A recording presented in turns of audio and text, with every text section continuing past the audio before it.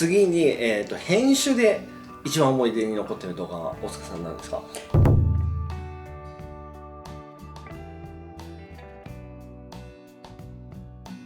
編集で一番思い出に残ってるのはね、ブックフェアですね。あ2018年の秋に3人で、はい取材したブックフェア、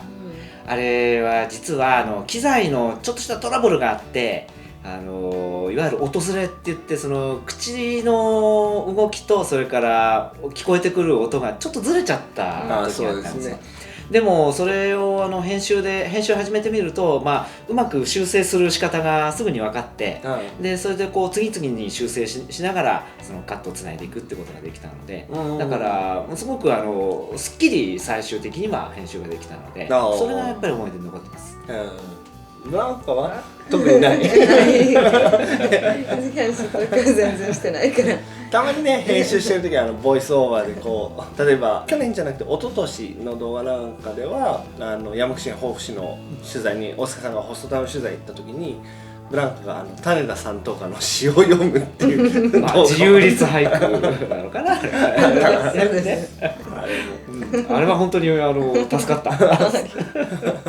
防府市は昭和初期の自由律俳句の俳人種田三等家の生まれた町としても知られています。ふるさとの水を飲み、水を浴び、雨降る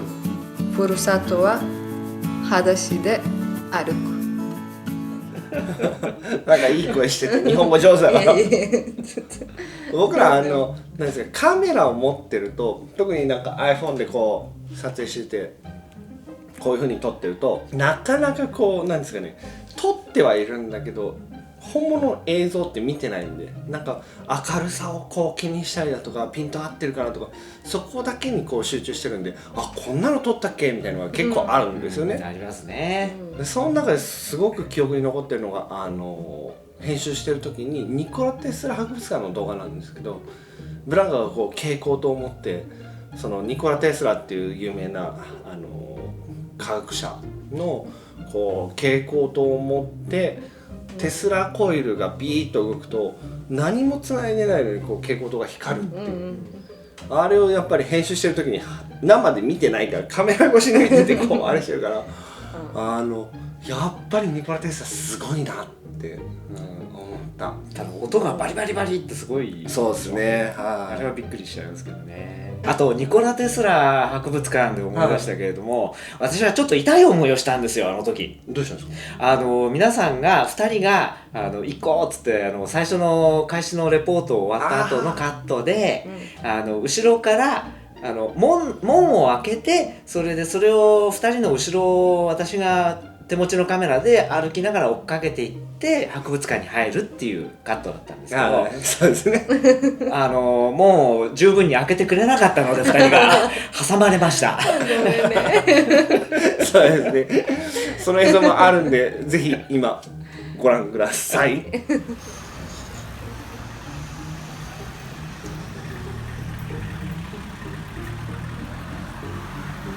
ごめん挟まれちゃったちょっと恥ずかしいですけどでも私が悪いんじゃないですからねガツってやられましたからねちょっと痛かったですごめんね。あとはそのイースターが始まる、セルビア正教なんでイースターとは言わないですけど、大復活祭でしたっけ？復活大祭復活大祭か。復活大祭の時の、これからイースターが始まりますよ、復活大祭が始まりますよっていう時の放心礼っていう、儀式があるんですけど、それが結構夜遅くにあって、セルビアで一番大きな聖沢教会という場所に行って撮影をしたんですけど、その時に俺こんなの撮ったっけなって思ったら、こうろうそくがあって、おばあちゃんがその地下の礼拝堂みたいなところにこう持ってて、ろうがボロボロボロ垂れる時におばあちゃんが手でバコンって消しちゃうよね。そう私もびっくりした。全然あれは面白かったですよね。あれを編集してって思って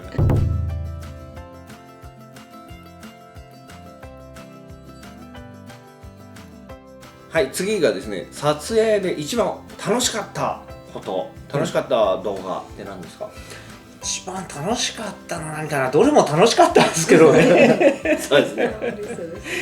でもちょっと古い動画で恐縮なんですけど、やっぱり3人でやってて、この、ちょっと茶番って言われちゃうかもしれないけど、脱出ゲームやりましたよね。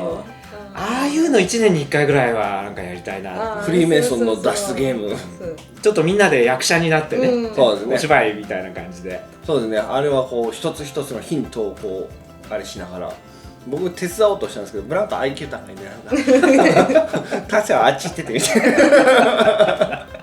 あれは僕はちょっとしんみりしました私がハンチングをかぶってなんか助っ人できましたみたいなそうですね、そうですねあれは忘れられないですよ。楽しかったです。ブランコはまたやりたい。またやりたい。私は、日本編の祇園柏崎祭り、すごく楽しかった。よく踊ってたもんね。そうだね。よく踊れたよね。ブランコ。その日に行ってで3種類の盆踊りを踊らなきゃいけなかったんですけど、それ全部当日に覚えるってしかも1時間も練習してない。そうですね。でしょうね。30分もしてないじゃないですか。30分ぐらい練習した。で、閻魔通りで、そういう踊りやってた。新潟県柏崎市のね。平野君よりもだってうまいんだもん、ブランコ。いや、僕はちっちゃい時に新潟県柏崎市に動画でも言いましたけどいたんですけど、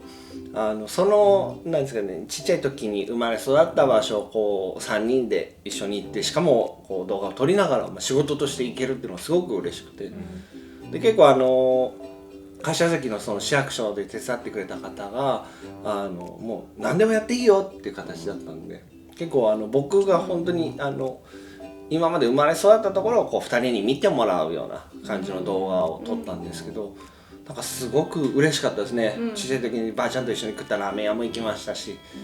ちっちゃい時見た花火ブランコ感動したでしょ。感動しました日本の花火すごいバカ花火ね、100連発尺玉を100発一度に開けるっていう花火があって、今年はあれらしいですよ。100連発が2回、いつもの倍になる。200連発でもやっぱり防府市とのみも、それから唐津もすごく海が綺麗なところだけど、柏崎の海岸はやっぱすごく印象に残ってますね。綺麗ですね。でまた何ですか、撮影外で、その僕のおじいちゃん家とかも、ちょっと見てもらったんですけど、多分2人からしたらこんなところで育ったんだみたいな。いや趣がある。すごい自然なんですよね。でそこの地区で住んでる人って多分10人いないんじゃないかみたいなそんな感じなんですけど、でもその2人にいろんな柏崎の面白いところを見てもらって、そうやっていただけるのは本当に嬉しいし、皆様のおかげだと思います。そうですね。ブランカは花火は感動した？感動しました感動しました。で、今行った時は初めて祭りになんか参加してあ、そうか、日本の祭り初めてだったんだよね。よくびっくりした。本当になんか柏崎とかちっちゃい町で防府市も、すごくなんか雰囲気がいい。ああ、なるほどね。そうね、ブランカ大きい町よりなんかそういうちっちゃい町の雰囲気が好き？で、面白いね。本当に感動しました。なんかブランカ柏崎で3つ盆踊りの踊りを覚えて、でその後埼玉県富士見市でオリンピックの盆踊りがあって、なんだっけ、2020なんて言うんだっけ、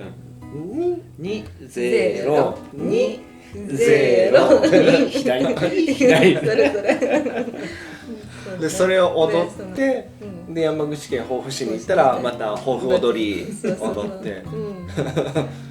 独特だよね。みんな独特で、それをよく覚えたなって思う。そうだね。でも本当に楽しかった。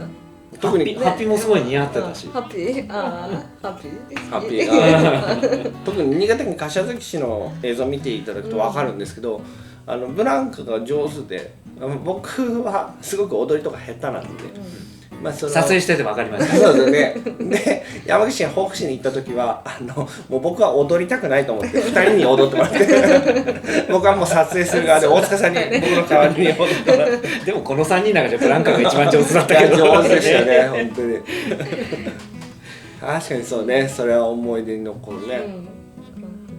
で達也は一番楽しかった動画。僕はゴルニ・ミラノバツっていうセルビアの田舎に行った映像があるんですけど、そこでこう、まあ、地元の人たちと触れ合って豚の丸焼きだとか、まあ、いろいろこうヤギもあったっけ、ヤギの丸焼きか、ヤギ時は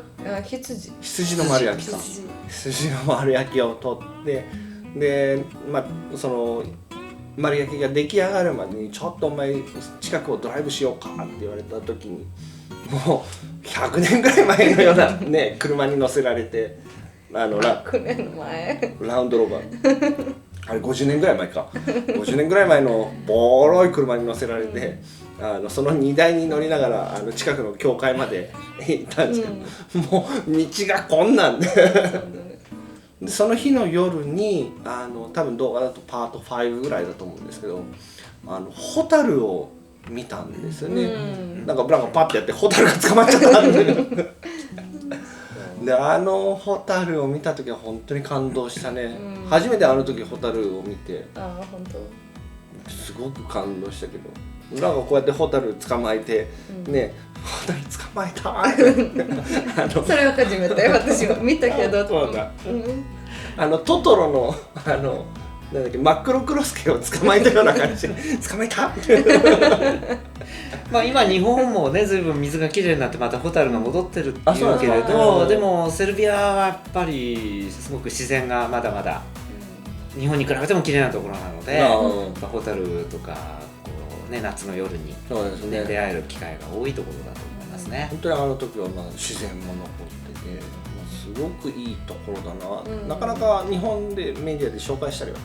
しないと思うんですけど、本当に僕らのチャンネルのゴルニ・ミラノバツ編見ていただくと分かりますけど、本当にいいところでしたね、人がねものすごくおおらかで特に田舎だけど何ですか怖いって感じたことは一回もなかったですし、本当にいいところだな、ベオグラドはベオグラドでいいけれど、その都会を外れて田舎の方に行くとまたそれはそれでセルビアの独特な楽しさがね、そうですね、はい。